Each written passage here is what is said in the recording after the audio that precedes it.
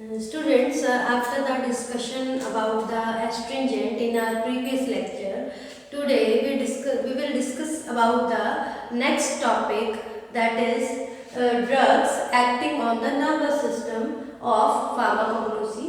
हम फार्माकोग्नोसी को नेक्स्ट जो टॉपिक है, क्योंकि आपका जो एस्ट्रिंजेंट था उसमें सिर्फ एक ही ड्रग कवर की थी हमने, वो थी ब्लैक कैटाचू, और उसमें हम ये भी कह सकते हैं पेल कैटाचू भी हमने डिस्कस किया था.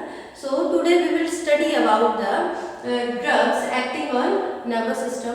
Before the studying the detailed study before the detailed study of the particular drugs which are belong to this category, we will study about the basic concept of drugs acting on the central nervous system. Basic concept of nervous system. अगर हम बात करें nervous system की, जो human nervous system है anatomically उसको दो divisions में डिवाइड किया गया है नर्वस सिस्टम को. ठीक है, अगर इसकी एनाटॉमी देखी जाए, एनाटॉमी के बेस पे एक तो इसको सेंट्रल नर्वस सिस्टम कहा जाता है, ठीक है, and second one is peripheral nervous system. ये दो कैटेगरी में इसको डिवाइड किया गया है अगर हम बात करें एनाटॉमी ऑफ नर्वस सिस्टम की. ठीक है, अब उसके बाद जो पेरिफेरल नर्वस सिस्टम है, इसमें दो तरह की नर्व्स होती हैं. We will found the two types of nerves, that is afferent nerves होती है एक तो, ठीक है, और एक होती है इफरेंट नर्व्स. दो तरह की नर्व्स होती है, एफरेंट एंड इफरेंट नर्व्स, दो नर्व्स इसमें होती हैं. अब हम बात करें जो एफरेंट नर्व्स है उसका क्या फंक्शन होता है. ठीक है, जो न्यूरॉन्स होते हैं हमारे, जो न्यूरॉन्स होते हैं, न्यूरॉन सेल्स होते हैं, वो क्या होते हैं, बहुत सी जो इंफॉर्मेशन है, न्यूरॉन्स होते हैं, ये क्या करता है, कुछ इंफॉर्मेशन रिसीव करता है, receive information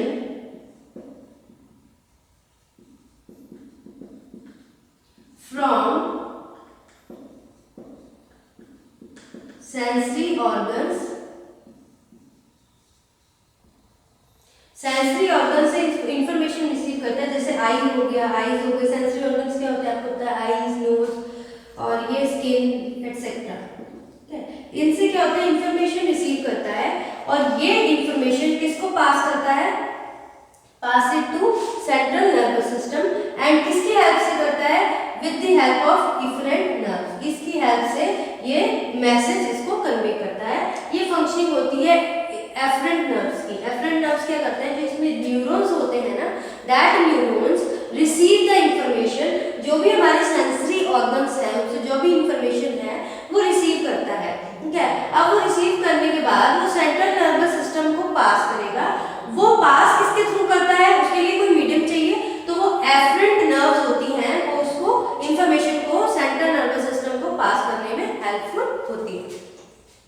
now move to the efferent nerves. तो इफरेंट नर्व्स का क्या काम होता है, एफरेंट मतलब कि एंट्री करती है. ठीक है, इफरेंट क्या करती है, जो न्यूरॉन्स है वो सेंट्रल नर्वस सिस्टम से जो भी इंफॉर्मेशन है या फिर इंपल्स है उसको कहाँ पास करता है, टू द ऑर्गन्स, ऑर्गन्स को पास करता है. ठीक है, एफरेंट मतलब कि एंट्री, सेंट्रल नर्वस सिस्टम में जो भी इंफॉर्मेशन है उसकी एंट्री हुई.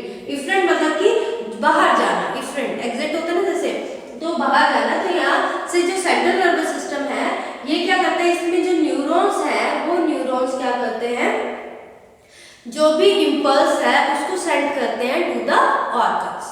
ठीक है, जैसे फॉर एग्जांपल अब कोई भी चीज है, कुछ कोई बहुत ही ज्यादा गर्म चीज है, ठीक है, गर्म बर्तन रखा है, आप उसको टच कर रहे हो. ठीक है, आपने टच किया. ठीक है, उस टाइम न्यूरॉन्स ने एफरेंट नर्व्स की हेल्प से ये जो सेंसरी ऑर्गन हमारा स्किन है ना, यहाँ से मैसेज भेजा किसको, सेंट्रल नर्वस सिस्टम को, कि गर्म है. ठीक है, अब गर्म है, ये सेंट्रल नर्वस सिस्टम को इंफॉर्मेशन दे दी एफरेंट नर्व्स ने. इफरेंट नर्व्स ने क्या किया, उस इंफॉर्मेशन को, जो न्यूरॉन्स है उसको इंपल्स भेजा, स्किन को ये कहा, जो हमने हाथ जिसे टच किया है उसके ऊपर ये इंफॉर्मेशन भेजी कि इसको आप, हमने एक्शन लिया, फटाफट हाथ हटा दिया. ठीक है, तो वो किसने काम किया, वो इफरेंट नर्व्स ने काम किया. Impulse through the from the CNS system से इंपल्स किसने सेंड की, इफरेंट नर्व्स ने स्किन को सेंड की, यानी ऑर्गन को सेंड की, हमारे हाथ को सेंड की कि आप इसको फटाफट अपना हाथ वहां से हटा लीजिए क्योंकि ये गर्म है, ठीक है। तो ये एक तरह का एग्जाम्पल हो गया। उसके बाद efferent nerves are further divided into two categories. Efferent nerves है वो क्या है, दो कैटेगरी में डिवाइड की गई है। पहली कैटेगरी क्या है, autonomic nervous, autonomic and somatic. Autonomic में क्या बता रखा है, भी जो इंपल्स सेंड करते हैं, एक तो इनवॉलंटरी एक्शन होता है। इनवॉलंटरी एक्शन क्या होता है, जैसे जो अपने आप जो भी हमारे बॉडी का एक फिजियोलॉजी है जो चलती रहती है, जैसे हार्ट बीट, हार्ट अपने आप बीट करता रहता है, हमारे कहने पे नहीं होता, ठीक है। और उसके बाद रेस्पिरेशन, अपने आप रेस्पिरेशन प्रोसेस चलती है, डाइजेशन प्रोसेस चलती है, ठीक है। ये सारी प्रोसेस किसमें आ जाती है, ऑटोनॉमिक सिस्टम में। अगर सोमैटिक की बात करें उसमें वॉलंटरी एक्शन आता है। वॉलंटरी मतलब कि इच्छा के अनुसार, जब हम चाहते हैं तभी वो एक्शन हम वो रिस्पॉन्स हम शो करते हैं, ठीक है। तो अगर हम बात करें जो ऑटोनॉमिक नर्वस सिस्टम है, ये आगे क्या है, आगे भी फर्दर डिवाइड किया गया है सिंपैथेटिक एंड पैरासिम्पैथेटिक में, ठीक है। सो अगर हम बात करते हैं drugs acting on autonomic nervous system, ठीक है। अब हम दोनों की बात करें, ऑटोनॉमिक नर्वस सिस्टम की और पेरिफेरल नर्वस सिस्टम की। ऑटोनॉमिक नर्वस सिस्टम में क्या होता है, इस ऑटोनॉमिक नर्वस सिस्टम में क्या क्या कंसीडर किए जाते हैं, सबसे पहले इसमें वो फंक्शन कंसीडर किए जाते हैं मोस्टली, जैसे रेस्पिरेशन हो गया, ठीक है, सर्कुलेशन हो गया, डाइजेशन हो गया, इसमें ये फंक्शंस आ जाते हैं, फंक्शंस लाइक,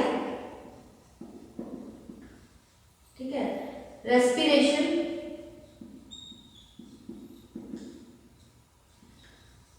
डाइजेशन, सर्कुलेशन, ठीक है। इस तरह के सारे जो भी प्रोसेसेस हैं, ठीक है, इसमें आ जाते हैं। या फिर maintenance of body temperature, maintenance of body temperature, ठीक है। तो ये फंक्शंस ऑटोनॉमिक नर्वस सिस्टम में आ जाते हैं। अब इसको इसकी जो एनाटॉमी और फिजियोलॉजी के बेस पे इसको कैटेगराइज किया गया है दो कैटेगरी के अंदर, that is sympathetic and parasympathetic.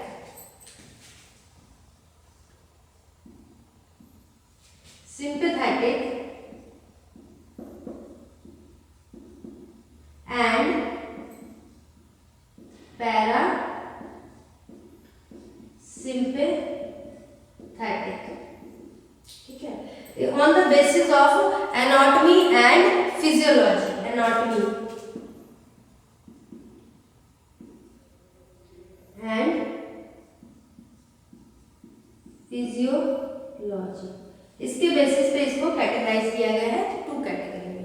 अब बात करें अगर हम सिंपैथेटिक और पैरासिम्पैथेटिक की, तो पैरासिम्पैथेटिक की बात करते हैं तो पैरासिम्पैथेटिक जो सिस्टम है वो किससे एसोसिएट होता है, mostly conservation and restoration of energy, ठीक है। ये क्या करता है, कंजर्व करता है और एनर्जी को क्या करता है, रिस्टोर करता है, इसका ये काम है। लेकिन ये करता कैसे है, by increasing the GI tract motility, gastrointestinal motility होती है उसको इंक्रीज कर देता है, जिससे क्या होता है, सिक्रीशन भी इंक्रीज हो जाता है। और इसमें क्या होता है, जो हार्ट रेट है उसको स्लो डाउन कर देता है, हार्ट रेट स्लो डाउन करके रिस्टोर करता है एनर्जी को, ठीक है। एंड द ब्लड प्रेशर है उसको भी लोअरिंग डाउन कर देता है। तो इसका क्या काम होता है, ये मेनली किससे डील करता है, विद द रिस्टोरेशन और conservation of energy, associated with restoration and conservation of energy, ये इसका मेन काम होता है। कैसे करता है इसको, जो गैस्ट्रोइंटेस्टिनल ट्रैक्ट की जो मोटिलिटी है उसको क्या कर देता है, बढ़ा देता है, जिससे क्या होता है, सिक्रीशन भी बढ़ जाता है। और किसको रिड्यूस करता है, जो हार्ट ब्लड प्रेशर है उसको रिड्यूस कर देता है और हार्ट रेट को भी रिड्यूस कर देता है। अगर हम बात करें इसी के अपोजिट सिंपैथेटिक की, तो सिंपैथेटिक क्या करता है, वो सब इसका अपोजिट काम करता है, ठीक है। ये हार्ट रेट को डिक्रीज कर रहा है तो वो इंक्रीज करेगा, ये कि गैस्ट्रो इंटेस्टिनल मोटिलिटी है उसको इसको क्या कर रहा है, इंक्रीज कर रहा है, तो वो डिक्रीज करेगा। सिक्रीशन बढ़ा रहा है तो वो सिक्रीशन को कम कर देगा, ठीक है, ये उसका उल्टा काम करता है। अब हमने क्या करना है, हम पढ़ रहे हैं जो ड्रग सीएनएस नर्वस सिस्टम पे एक्ट करते हैं। अब पैरासिम्पैथेटिक और सिम्पैथेटिक की बात करें, जो एक्टिविटी इसमें हो रही है, जो चीज बढ़ रही है या कम हो रही है, उसका अपोजिट करने के लिए एक केमिकल ट्रांसमीटर होता है। जैसे हम बात करें पैरासिम्पैथेटिक नर्वस सिस्टम की, ठीक है, तो ये क्या होता है, एसिटाइलकोलिन। एसिटाइलकोलिन क्या है, एक केमिकल ट्रांसमीटर है जो कि रिलीज होता है due to stimulation of parasympathetic nervous system के, उसको स्टिमुलेट करने के लिए। तो वो केमिकल ट्रांसमीटर का नाम क्या है, एसिटाइलकोलिन। एसिटाइलकोलिन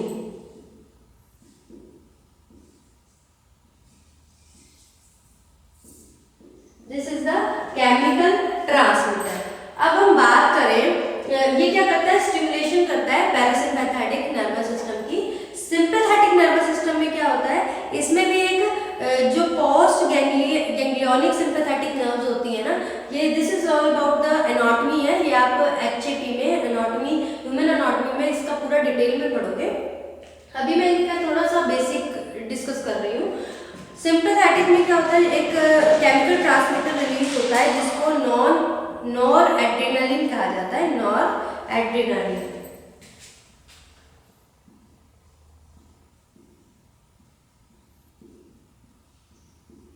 ठीक है, these are the chemical transmitters जो इसकी एक्टिविटी को स्टिमुलेट करता है या इनहिबिट करता है, these are the chemical transmitter. और अगर हम बात करें कि अब इसमें क्या होता है, एसिटाइलकोलिन है। एसिटाइलकोलिन अगर रिलीज होता है, चाहे वो एक्टिविटी को इंक्रीज कर रहा है या डिक्रीज कर रहा है, तो उसको क्या कहते हैं, cholinergic activity. That activity is known as cholinergic activity. तो इस एक्टिविटी को हम कहेंगे cholinergic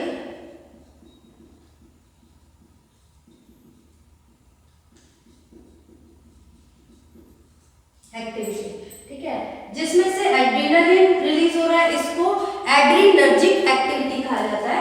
adrenergic activity, cholinergic and adrenergic activity होती है ये। उसके बाद अगर हम बात करें तो ये जो एसिटाइलकोलिन है और नॉन एड्रेनालिन है, ये क्या करते हैं, ये एक तरह के स्टिमुलेंट इफेक्ट शो करते हैं या फिर इनहिबिटरी एक्टिविटी शो करते हैं। स्टिमुलेंट इफेक्ट कह सकते हैं या फिर इनहिबिटरी एक्टिविटी प्रोड्यूस करते हैं, जो एक तरह का फिजियोलॉजिकल रिस्पांस यानी थेरेपेटिक रिस्पांस जो एक्टिविटी है वो शो करते हैं। यानी कोई भी अगर मान लो कोई सिस्टम है इस तरह से, पैरासिम्पैथेटिक में कोई लोअरिंग हो रही है बीपी की, उसको स्टिमुलेट करना है, बढ़ाना है किसी पर्टिकुलर टाइम पीरियड के लिए, तो वो कोलिनर्जिक एक्टिविटी होगी। अगर एड्रीनर्जिक के थ्रू हो रहा है तो उसको एड्रीनर्जिक एक्टिविटी कहेंगे, ठीक है।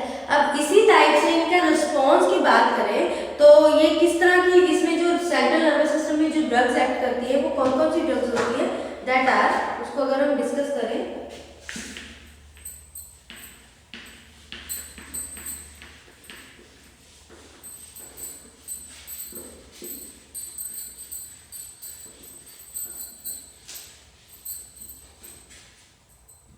ठीक है, तो इसमें आ जाती है एड्रेनालिन लाइक ड्रग्स।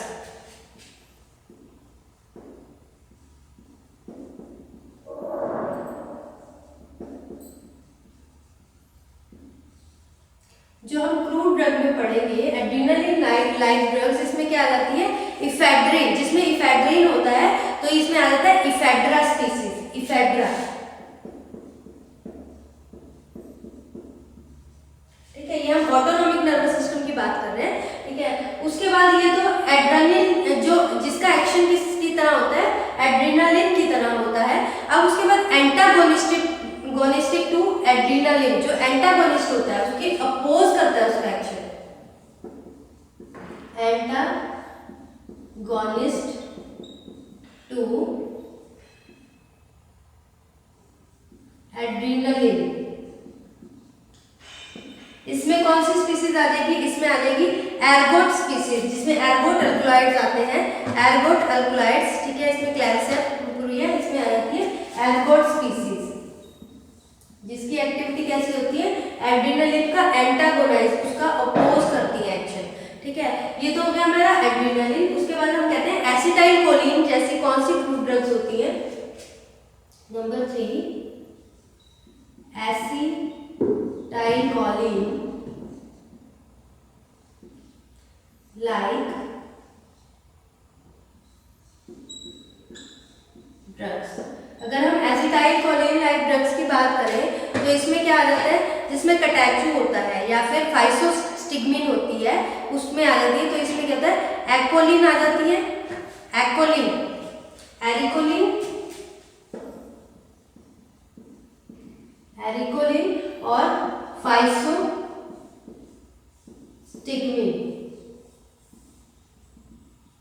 जो एरिकोलिन कंटेन करता है या फिर एरिकोलिन इसमें और फाइसोस्टिग्मिन होता है, इसमें वो आ जाती है acetylcholine like drugs.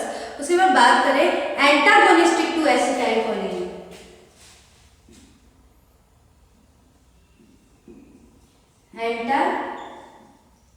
Antagonistic to antagonist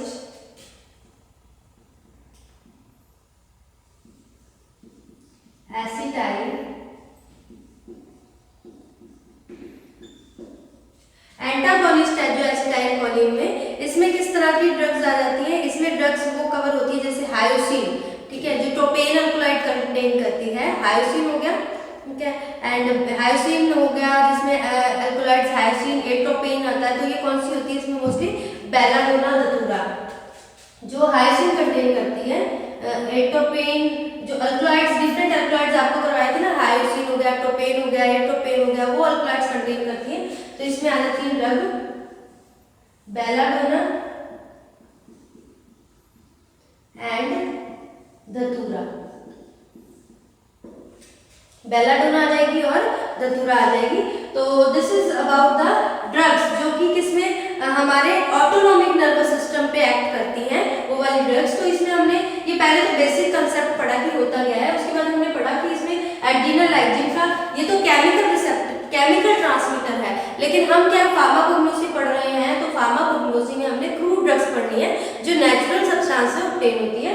तो इसमें क्या होता है, एड्रेनालाइन ड्रग में इफेड्रा आ जाएगी जो एंटागोनिस्ट है एड्रेनालिन, यानी उसके अपोज करती है उसका एक्शन, उसमें एर्गट आ जाएगी, क्रूड ड्रग के नाम है, ठीक है। और एसिटाइलकोलिन लाइक ड्रग्स में जैसे एरिकोलिन है जिसमें, ठीक है, एरिकोलिन, उसके बाद एरिकोलिन किसमें मिलती है? एरिकोलिन मोस्टली एरिका कैटेचू में मिलता है। फाइसोस्टिग्मिन, फाइसोस्टिग्मिन किसमें मिलता है? फाइसोस्टिग्मिन वेनिनोसम, फाइसोस्टिग्मिन वेनिनोसम से मिलता है। उसके बाद एंटागोनिस्ट जो एसिटाइलकोलिन का एंटागोनिस्ट है, इसमें अल्कोलाइड्स आ जाते हैं जैसे प्रोपेन अल्कोलाइड्स हो गए, ठीक है, और हायोसिन अल्कोलाइड्स हो गए। तो ये सब बेलाडोना और धतूरा में आती हैं। ये ड्रग्स हैं जो एक्ट कर रही हैं central nervous autonomic nervous system में, ठीक है, ये वो वाली ड्रग्स है।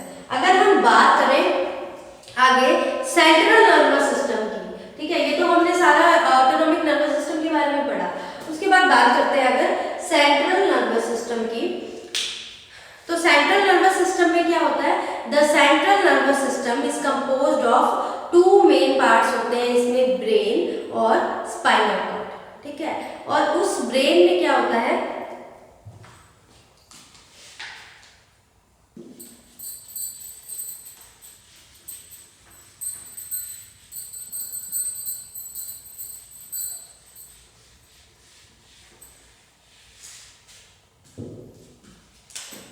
दो पार्ट्स होते हैं इसमें, ब्रेन, स्पाइनल कॉर्ड, ठीक है। अब ब्रेन में क्या क्या चीजें हमें मिलती है? सेरिब्रम होता है, सेरिबेलम होता है, मेडुला ऑब्लंगाटा होता है। ये सब चीजें आप एचएपी में, एनाटॉमी, ह्यूमन एनाटॉमी में पूरी डिटेल में पढ़ेंगे, आपके सब्जेक्ट है उसमें। इसमें हम इतना ज़्यादा लंबा डिस्कशन नहीं कर सकते क्योंकि हमने इसमें अपनी ड्रग्स कवर करनी है, उसकी डिटेल पढ़नी है, ठीक है। तो जो सेंट्रल नर्वस सिस्टम होता है, इसमें क्या होता है, सारे वॉलंटरी एक्शंस होते हैं। आपको इनवॉलंटरी और वॉलंटरी के बारे में बताया था। वॉलंटरी एक्शंस होते हैं जो अपने आप ऑटोमेटिकली होते रहते हैं, जैसे respiration, digestion, circulation and maintenance of body temperature. लेकिन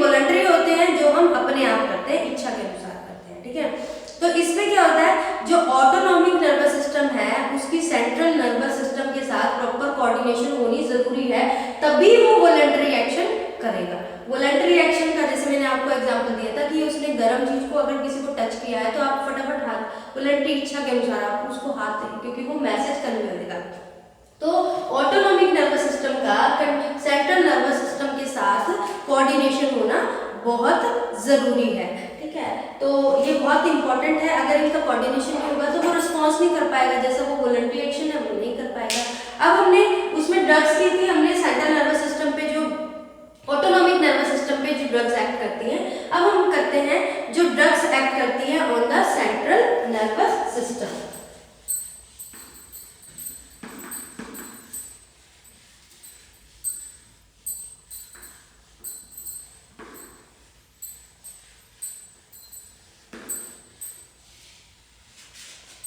इसमें आ जाते हैं एनालेप्टिक्स, सबसे पहले कैटेगरी आ जाती है एनालेप्टिक्स। एनालेप्टिक्स क्या होते हैं? वो सब्सटेंस होते हैं जो सेंट्रल नर्वस सिस्टम को स्टिमुलेट कर देते हैं, बढ़ा देते हैं किसी चीज के एक्शन। तो इसमें जो ड्रग्स आती है एनालेप्टिक्स में, वो आ जाती है जैसे लोबेलाइन हो गया, ठीक है, एंड स्ट्राइकनिन हो गया। तो इस तरह की ड्रग्स कवर करते हैं जो क्या कंटेन करते हैं सब्सटेंस जैसे लोबेलाइन। इसमें जो ड्रग्स हैं जो सब्सटेंस क्या कंटेन करते हैं, लोबेलाइन,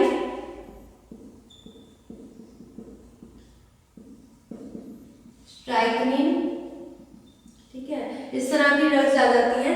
उसके बाद जो नेक्स्ट कैटेगरी है इसी में जो सेंट्रल नर्वस सिस्टम के ऊपर एक्ट करती है, that is drug affecting the mental activity. जो ड्रग किसको इफेक्ट करती है? Drugs affecting mental activity, mental activity को इफेक्ट करती हैं। इसमें आ जाती है कौन सी? जैसे स्टिमुलेंट्स आ जाती है, ठीक है,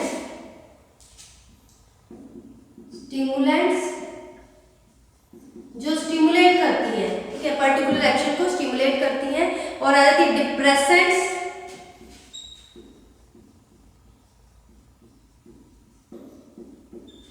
डिप्रेसेंट्स। नेक्स्ट आ जाती है इसमें हेल्यूसिनोजेनिक्स,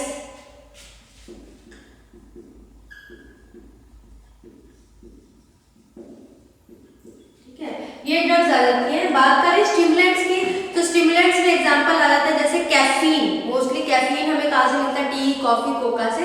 तो इसमें आ जाती है कैफीन आ जाता है। उसके बाद डिप्रेसेंट्स की बात करें, डिप्रेसेंट में आ जाती है रेजरपाइन्स, ठीक है, रेजरपाइन किसमें? जैसे रिवोल्फिया रूट से मिलता है रेजरपाइन, जो कि ऑब्टेन होता है रिवोल्फिया रूट से।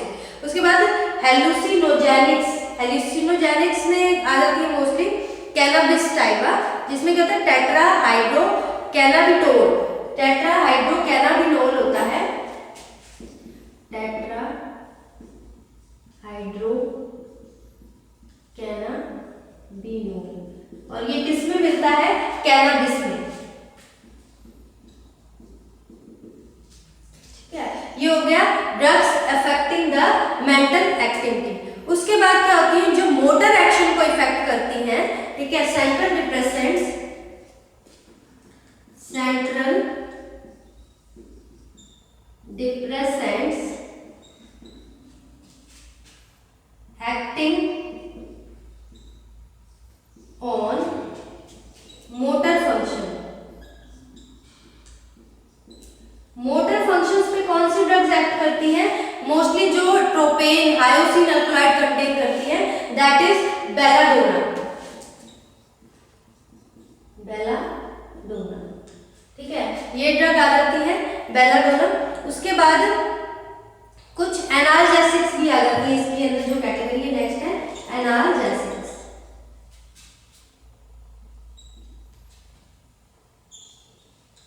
एनाल्जेसिक्स में क्या आ जाती है? मॉर्फिन आ जाती है,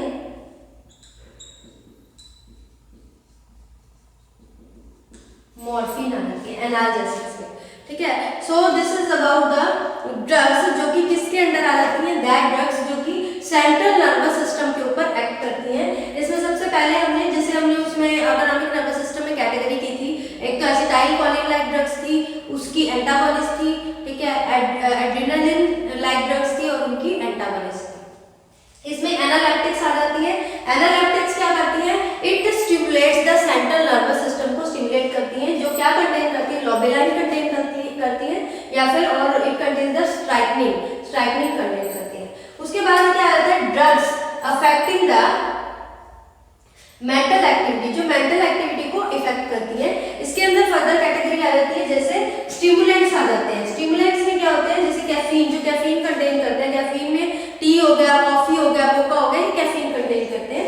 डिप्रेसेंट्स में जो रेजरपाइन कंटेन करते हैं, that constituent chemical constituent reserpine होता है मोस्टली रिवॉल्विया रूट्स के अंदर, ठीक है। उसके बाद नेक्स्ट आ जाती है हेलुसिनोजेनिक्स। हेलुसिनोजेनिक्स में क्या होता है? जो टेट्राहाइड्रो कैनाबिनोल कंटेन करता है, और ये किसमें होता है? कैनाबिस में कंटेन होता है, ठीक है। ये क्रूड ड्रग के नाम, ये तो एक्टिव कॉन्स्टिट्यूएंट के नाम है, और उसके बाद क्रूड ड्रग बताया, जैसे कैफीन होता है टी में, रेजरपाइन होता है रिवॉल्विया रूट में, टेट्राहाइड्रो कैनाबिनोल होता है कैनाबिस में, ठीक है। उसके बाद सेंट्रल डिप्रेसेंट मोटर एक्शन, जो सेंट्रल डिप्रेसेंट्स होते हैं जो कि किस पे एक्ट करती है? मोटर एक्शन पे। इसमें आते हैं जो प्रोपेन और एट्रोपेन अल्कलॉइड्स होते हैं, इसमें मोस्टली आते हैं बेलाडोना। उसके बाद एनाल्जेसिक्स में जो इफेक्ट होते हैं वो होते हैं मॉर्फिन हो गया, कोडीन हो गया, ठीक है। तो ये मॉर्फिन और कोडीन किसमें? पेप्टामर सोम्निफेरम से ऑब्टेन होते हैं। This is about the basic of central nervous system. हमने जनरल बेसिक किया है कि सेंट्रल जो नर्वस सिस्टम के बारे में, कि इसमें दो तरह के पार्ट होते हैं, सेंट्रल नर्वस सिस्टम भी होता है, ऑटोनॉमिक नर्वस सिस्टम भी होता है। हमने वो ड्रग पढ़नी है जो दोनों पे एक्ट करती है। तो अकॉर्डिंग टू योर सिलेबस हमारे जो इसमें जो ड्रग्स हैं वो हैं, ये 8 ड्रग्स हैं जो हम स्टडी करेंगे, जिसकी डिटेल में स्टडी करेंगे। दैट वन इज हायोसाइमस है। उसके बाद बेलाडोना के बाद एक्कोनाइट के बाद ashwagandha, then ephedra, then opium, cannabis and nux vomica. तो आपको इससे थोड़ा क्लियर हो गया होगा भी हम इस तरह की ये जो कैटेगरी है इसकी बात कर रहे हैं। वैसे तो ये जो कैटेगरीज है एनालेप्टिक्स, ड्रग एक्टिंग और मेंटल एक्टिविटी, ये सब क्या होते हैं आपके एक नेक्स्ट ईयर सब्जेक्ट आएगा फार्माकोलॉजी और मेडिसिनल केमिस्ट्री, उसमें इसकी पूरी डिविजन्स आपको दे रखी होगी। ये हमने जनरल डिस्कस किया है बेसिक कंसेप्ट कि नर्वस सिस्टम होता क्या है, कितनी कैटेगरी में इसको डिवाइड किया गया है और कौन कौन सी ड्रग है। तो वो तो क्रू ड्रग्स हैं जो हम स्टडी करेंगे। और ये मैंने आपको जनरल इंट्रोडक्शन दिया था कि सेंट्रल नर्वस सिस्टम क्या होता है, ऑटोनॉमिक नर्वस सिस्टम क्या होता है, इसमें कौन सी नर्व्स है, कैसे एक्ट करती है, उनका क्या क्या एक्शन होता है, किसका वॉलंटरी होता है, किसका इनवॉलंटरी होता है, और किस तरह के जो केमिकल ट्रांसमीटर है उससे मिलती जुलती कौन सी क्रू ड्रग है जो वैसी ही एक्टिविटी करती हैं। ये आपको डिटेल बताया कौन सी ड्रग सेंट्रल नर्वस सिस्टम पे एक्ट करती है, कौन सी ड्रग ऑटोनॉमिक नर्वस सिस्टम पे एक्ट करती है। So in next lecture we will cover the detail about the drugs। हम ये जो ड्रग्स हैं 8 ड्रग्स हैं जो कि नर्वस सिस्टम पे एक्ट करती हैं, इनकी डिटेल स्टडी करेंगे। This is the basic concept of drugs acting on the nervous system, और you can say that nervous system का बेसिक कंसेप्ट आपको डिस्कस किया है। इससे ज़्यादा डिटेल में नहीं करेंगे क्योंकि वो आप HAP में पूरे डिटेल में पढ़ेंगे। तो इस लेक्चर के लिए आपके लिए थैंक यू स्टूडेंट्स।